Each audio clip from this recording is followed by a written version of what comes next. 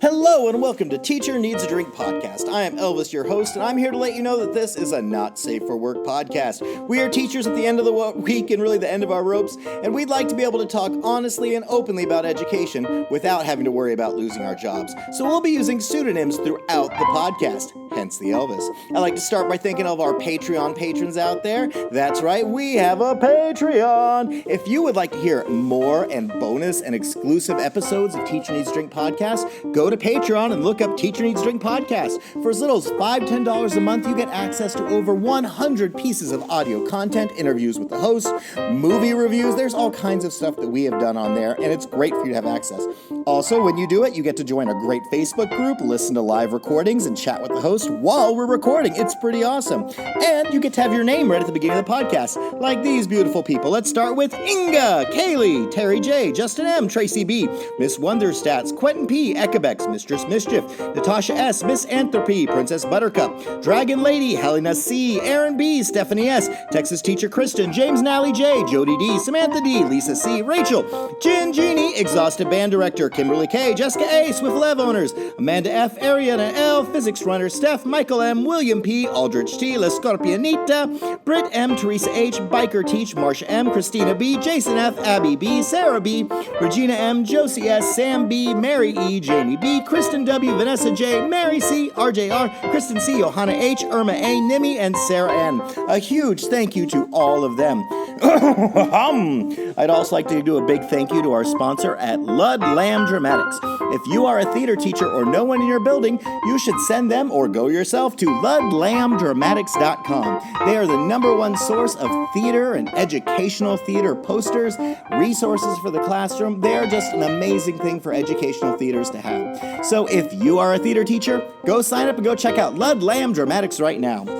All right, folks, we're still doing a little interim work right now. This is a throwback episode. It's one of the lost episodes that's on the Patreon. If you like this style, there's always a lot more of them. This is an incredibly early one. This is like our 13th podcast we have recorded, and I hope you enjoy it. So here we go, episode 13, Throwback.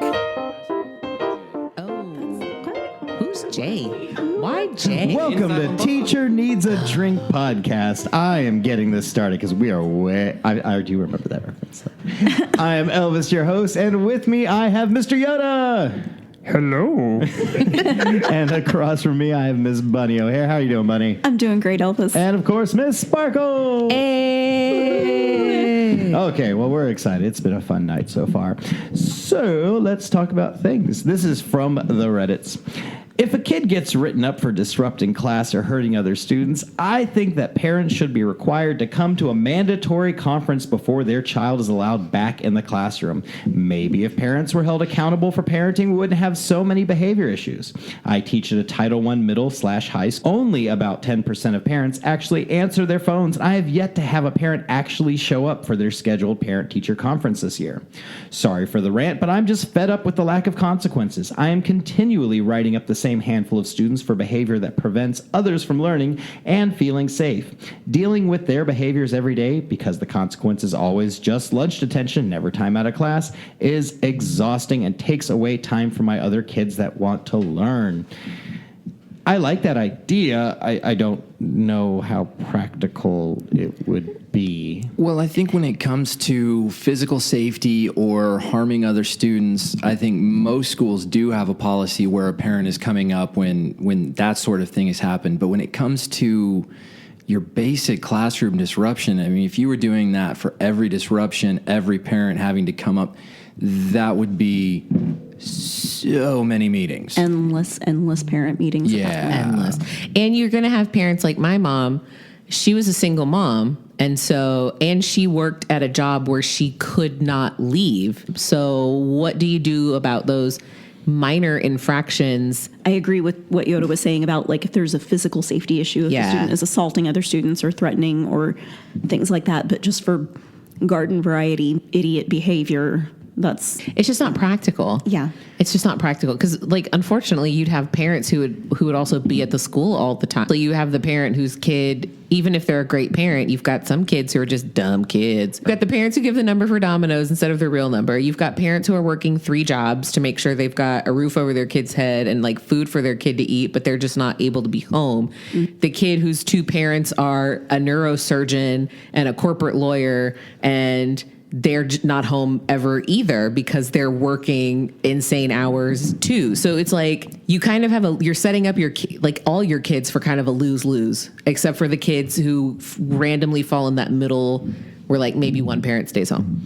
Now, this time of year is rough. Everyone's kind of getting burned out. It's running towards the holidays, and there's almost a chain reaction where the kids get hyped up a little more, and the teachers are a little more tired, so they might not try as hard, and that lets the kids get away with a little bit more, and it just kind of keeps escalating and escalating.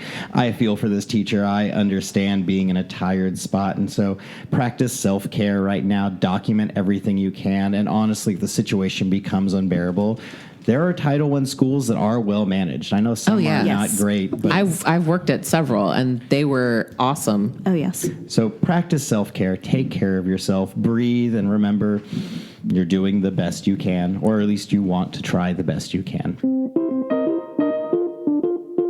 Take a day off if you need to take a day off. Go get a massage, y'all. Go to the movies in the middle of the day. Get your nails done. Like, I went and got my nails done the other day because I needed a little self-care. And they look fabulous, by the way. They're very sparkly.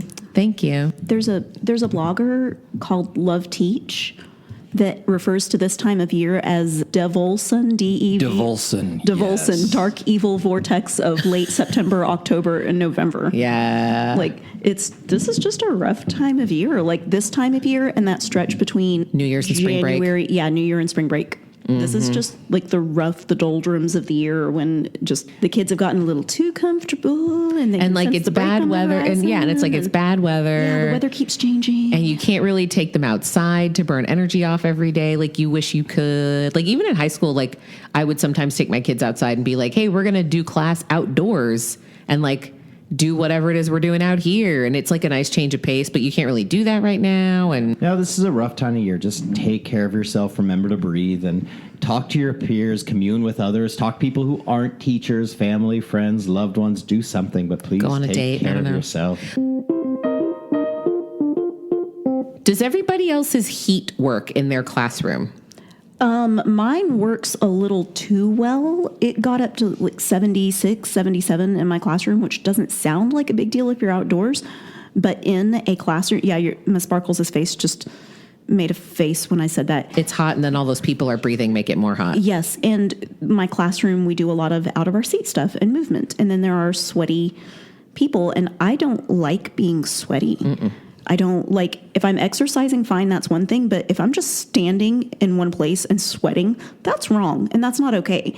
And yeah, so all of the heat in the building is coming into my classroom and I can't. See, my classroom, I have the opposite problem where, because I don't control, just so everyone knows, most teachers do not control the temperature of their classroom.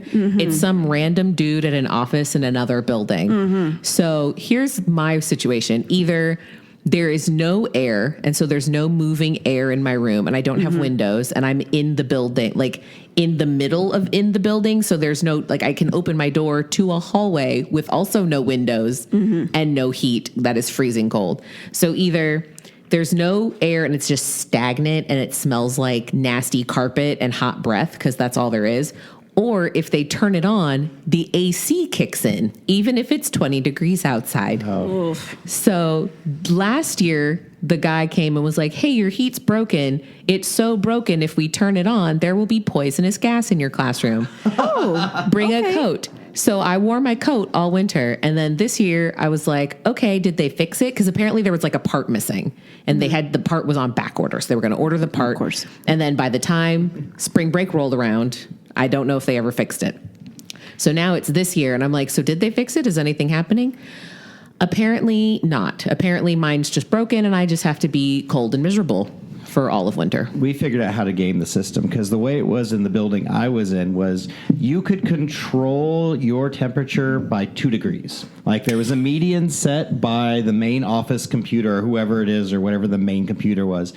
and it was set at, say, like 73 or 74. And so we had a little knob we could put up or down, and it would either raise it a degree or two or lower it a degree, and that's as much. But if it was out of whatever it thought its, median temperature was, it would try to control that. And it did that because there was a sensor plate in the room that was the thermostat. And so I learned if it was really hot in the room, I had a bunch of those little hot hands thing. I would literally duct tape it on there. Or if there was a kid, I was like, hey, take your hand, just lean against that for 10 minutes, and that would get the AC going. Or if it was cold, we'd take ice packs from the nurse's office and we would tape that onto the sensor, and then it would make the room a lot warmer. And like we'd take it off when it got too hot. And see, I had a coworker who learned that trick for her room, and so she did it. She was so happy.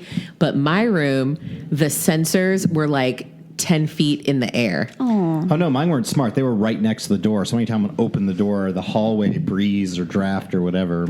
Yeah, no, mine were really high up, and so it was like I could do that if I go get a ladder, climb up the ladder, tape, and then I had like 3 sensors in that room, so it would be like I'd have to do it 3 times to each. It was I suffered. I just suffered through. I just don't understand why classrooms can't be like a correct temperature. Because then they'd have to spend money on the heating and cooling. Or fixing ancient, antiquated equipment. Don't you know anything about budgets? Oh. I guess not. They actually had to do that at my first school. I complained for 4 straight years about the temperature in my classroom being too hot or too cold or too hot or too cold, constantly, like daily. If it was uncomfortable, I would go complain.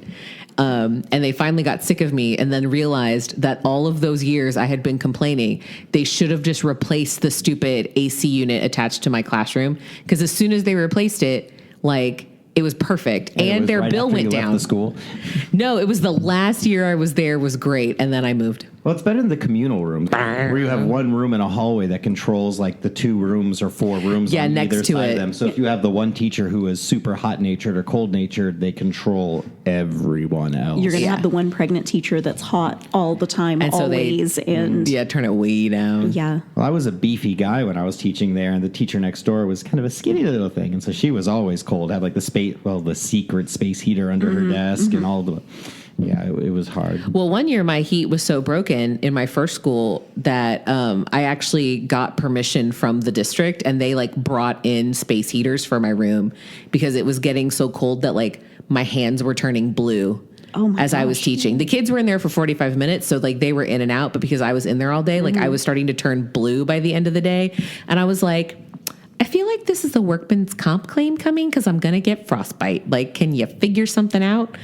So they brought me some space heaters, and then some parents brought me some space heaters. And when they finally fixed it, like they never came and got their space heaters back. So I was like, I'm just going to keep your these. apartment has the best space heaters ever. In my first school district, I heard this from our principal secretary. There was a board member who tried to mandate that women had to wear pantyhose to work. Wow. This was in 2010. Yeah. By the way. So this person wanted to mandate that all female staff, except for custodians and coaches, had to wear skirts or dresses to work, and they all had to wear heels and pantyhose. And I was like, bruh, if that passed, I would quit this job. Yeah. I I'm would just quit saying this job. coaches could wear those tennis outfits, The jumpers, or whatever. A cute tennis skirt. and then the custodians could wear French maid outfits. So everybody gets to wear the pantyhose. I don't see the problem I here. do We're all not want to see getting Mr. pantyhose. Joe in a French maid outfit. It's not even a heat thing for me because, like, we had air conditioning, and as previously discussed, it was broken, so it was cold in there. But What's it like? It's cold. it's cold. I just really want to wear pants to work. I have to do construction. I can't do construction in pantyhose and heels. Idiot board member. There has been more than one occasion where my appraiser has walked into the room, and for whatever reason, I have been rolling around on the floor at the time. Like, I wish I Right. could say this has only been a one-time thing, but for whatever reason, whether it was demonstrating blocking or fight moves or whatever,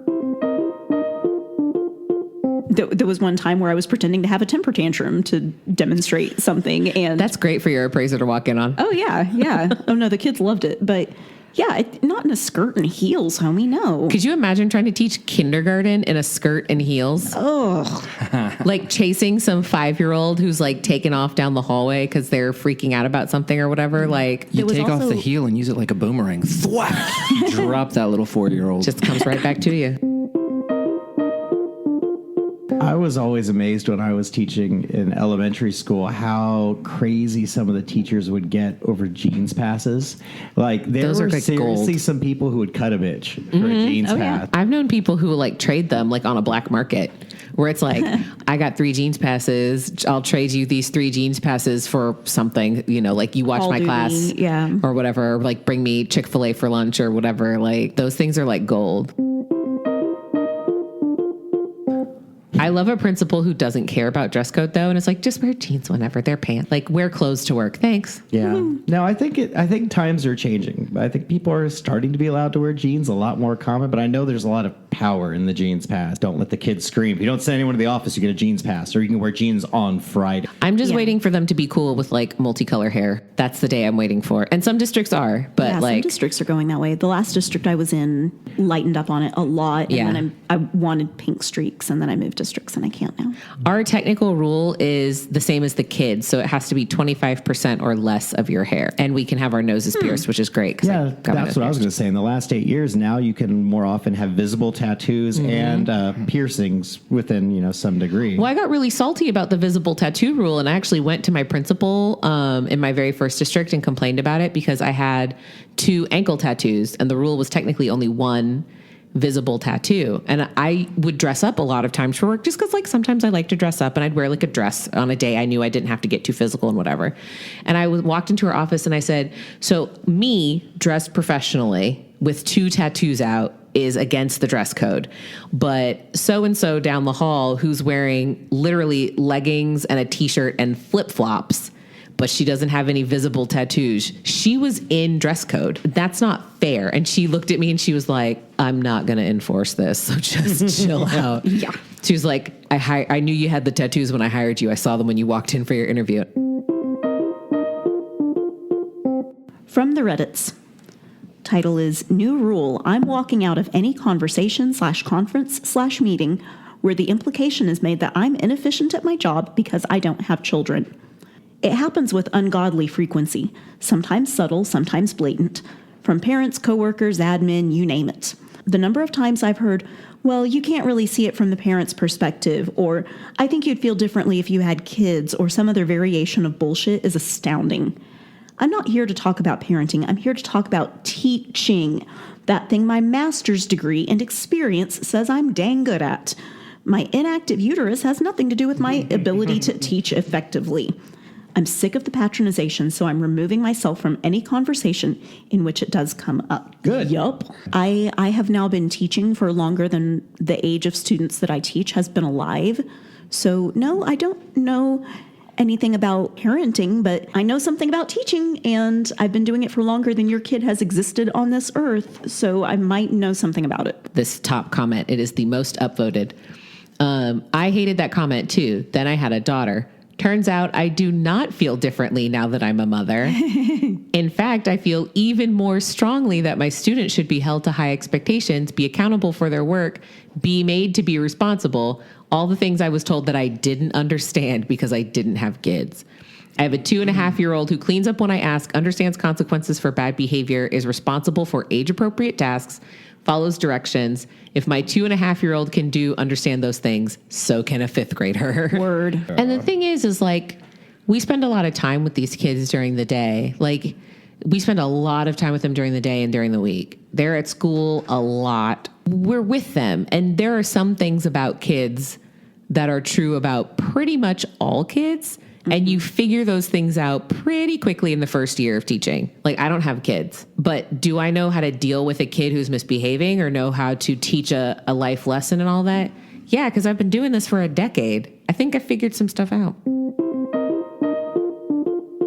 I wish parents would understand is we see a different side of them at school than the parents see at home. Like, I behave differently around my best friend than I do around my mom. That's just, it's not me saying you're a bad parent if I call you on something, or it's not that you don't understand your child. It's that we're seeing 2 different angles. We're seeing 2 different sides of them. it's not a drag on either of us. It's just we're seeing different things. Sometimes as teachers, we can see potential that they don't see, or they see limits. Like, I'm sorry, my kid can't. No, your child is fully capable of speaking in front of this group or studying for this. I know they might struggle, and I know it might not be easy, but they are 100% capable. There is not some limiting factor. There is not a special need here. You're putting your own limits, and sometimes, your child can do it. You'll be surprised. I've called parents before and been like, oh, so-and-so did so great today. And they're like, really? They did? And I'm like, yeah, they, whatever amazing thing they did. And parents are shocked that their kid was like well-behaved, because at home kid is relaxed. And so they act like a crazy person and they're more their environment where they feel more relaxed and comfortable versus school where maybe they don't feel as comfortable. So I don't know. It is really condescending to tell somebody who works with children on a daily basis, you don't understand children because you don't have any. Like shooting a kid out of your vagina doesn't make you a magical like kid understander. Yeah, there are definitely parents that have kids that have no business interacting with children. Also, because I don't have kids, I can put a lot more time into your kid and like their education and their needs because I don't have my own kids at home. Because once I have kids, that's so y'all. Yeah, like that's going to be a very different ballgame for me because I probably will cut back on like extracurriculars and cut back on after school hours and cut back on the extra stuff that I do and being away and taking kids on field trips. You're welcome. Right, you're welcome because right now I don't have kids, so I pour all this energy into your kid. But once I got my kids, so enjoy it while it lasts, everyone, because it's probably not going to be much longer. From Reddit's background, I've lost about 80 pounds in the last couple of years. So I had to write a student up today for being tardy to class again. This is their 7th tardy. Student argued that they were in the building, so they weren't tardy. No kid, you were not in my class at the time, so you were tardy to my class. Anyway, when student received the referral in another class, he went back in and said I was a little asshole. The students all told me, and the teacher emailed me about it. In the past, I would have been quite upset and dwelling all day, but I finally learned to quit taking it personally. And instead, all I thought was, hey, at least he called me little. It's these little things that are keeping me going. First of all, congratulations on the 80-pound weight loss. That's amazing. That's excellent, yeah. It can be so hard to like take care of yourself physically as a teacher sometimes. Oh, yeah. Like so hard. I'm a stress eater, so Same. I will munch snacks all day, every day if I let myself, and it's so bad. Yeah. I don't understand those who don't find love in a source of food. Y'all, cheese is love. If I had cheese sticks in my fridge, they'd be gone. They wouldn't be there long. I was vegan for about 5 minutes one time, and cheese is what broke me. I couldn't do it. No, Yeah. The right slice of pizza is like those missing hugs from my dad. I'm just like, oh, bring it in. Give me more. Give me more. It's been a bad day.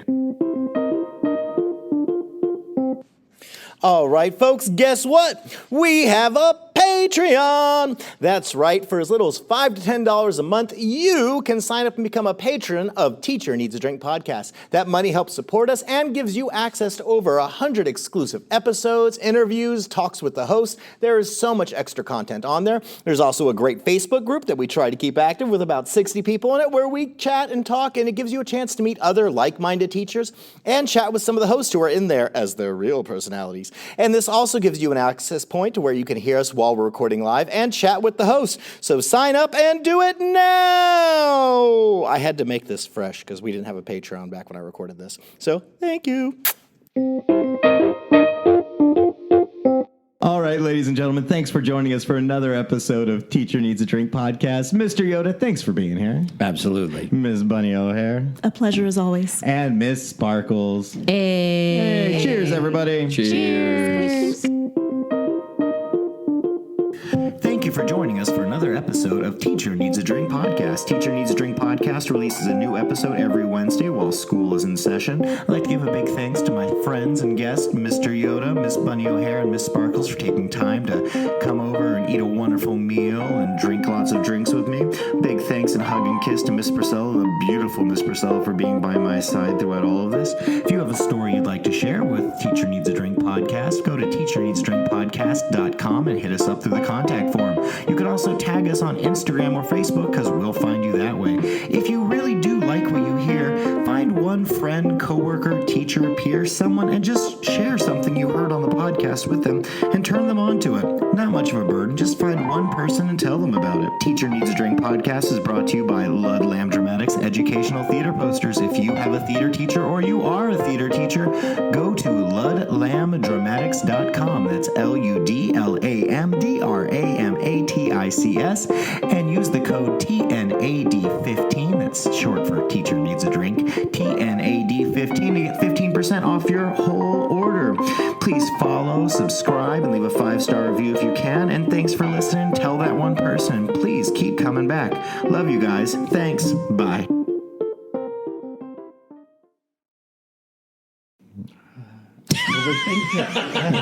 Say goodnight, Gracie. Y'all, Elvis Hi, doesn't know Gracie. how to end the podcast anymore. He's lost his mind. Dear listeners. Dear listeners. I said that to my mom the other day. I said something about Miss Sparkles, and Mom was like, "Which one is Miss Sparkles?" And I said, "Dear listeners," and she went, "Oh, okay." Like,